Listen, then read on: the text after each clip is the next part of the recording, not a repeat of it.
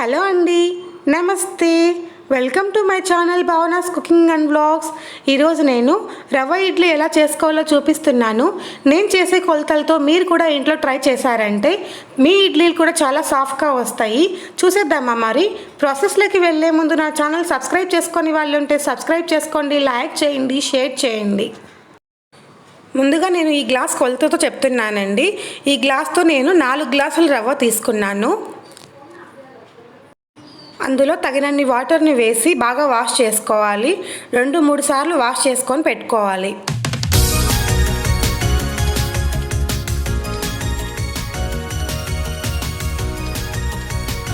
ఇప్పుడు అందులో తగినన్ని వాటర్ని వేసుకొని పక్కన పెట్టుకోవాలి.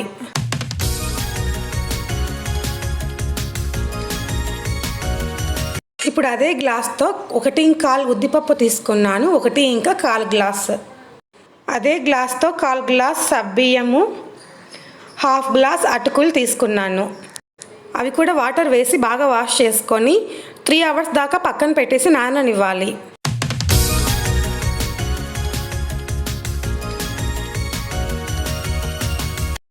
త్రీ అవర్స్ తర్వాత రవ్వని ఇలా స్ట్రైనర్తో వడగట్టేసేయాలి. వాటర్ అంతా లేకుండా మొత్తం వడగట్టేసేయాలి. ఇలా ఒక గరిటె సహాయంతో వాటర్ అంతా లేకుండా పూర్తిగా ఒత్తేసేయాలి.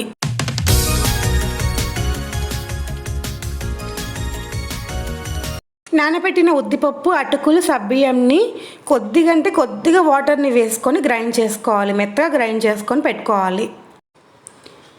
ఇలా మెత్తగా గ్రైండ్ చేసిన దాన్ని ఒక గిన్నెలోకి తీసుకొని అందులో రవ్వని వేసుకొని బాగా కలుపుకోవాలి. రవ్వ ఇంకా ఉద్దిపప్పు బాగా కలిసేటట్టు బాగా కలుపుకోవాలి. ఒక 5 నుంచి 10 నిమిషాల దాకా కలుపుతూనే ఉండాలి. అప్పుడే మనకి ఇడ్లీలు అనేటివి చాలా సాఫ్ట్గా వస్తాయండి.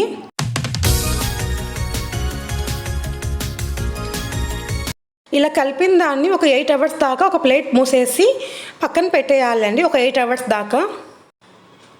చూసారా పిండి ఎంత బాగా పొంగిందో? కన్సిస్టెన్సీ అంటే ఇలా ఉండాలండి. ఇలా ఉంటేనే ఇడ్లీలు చాలా సాఫ్ట్గా వస్తాయి. ఇడ్లీలు కూడా కొంచెం ఉబ్బినట్లు అవుతాయి. మనకి ఎంత కావాలో అంత పిండిని ఒక గిన్నెలో తీసుకోవాలండి. అందులో తగినంత ఉప్పు, కాస్త సోడా పొడి వేసుకొని బాగా కలుపుకోవాలి. వాటర్ అస్సలు వేయకండి. వాటర్ వేయడం వల్ల ఇడ్లీలు సరిగానే రావు. పిండి అనేది ఇలానే కన్సిస్టెన్సీ ఉండాలండి. ముందుగా ఇలా ఇడ్లీ కుక్కర్లో వాటర్ని వేసుకొని స్టవ్ పైన పెట్టేసి బాగా మరిగించాలండి. అప్పుడే ఇడ్లీలు అనేటివి చాలా సాఫ్ట్గా వస్తాయి.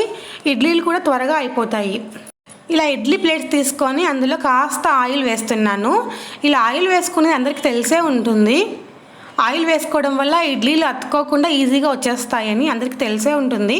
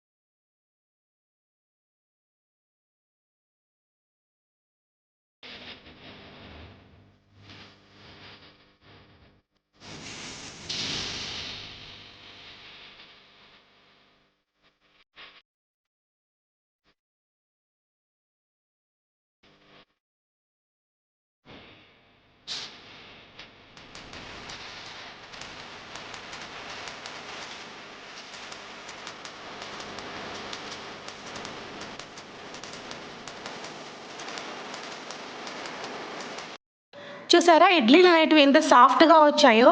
మీరు కూడా ఇంట్లో తప్పకుండా ట్రై చేయండి. నేను చేసే ప్రాసెస్ మీకు నచ్చినట్లయితే లైక్ చేయండి, షేర్ చేయండి, సబ్స్క్రైబ్ చేసుకోండి. మరిన్ని వీడియోస్ కోసం పక్కనే ఉన్న బెల్ ఐకాన్ని ప్రెస్ చేయండి.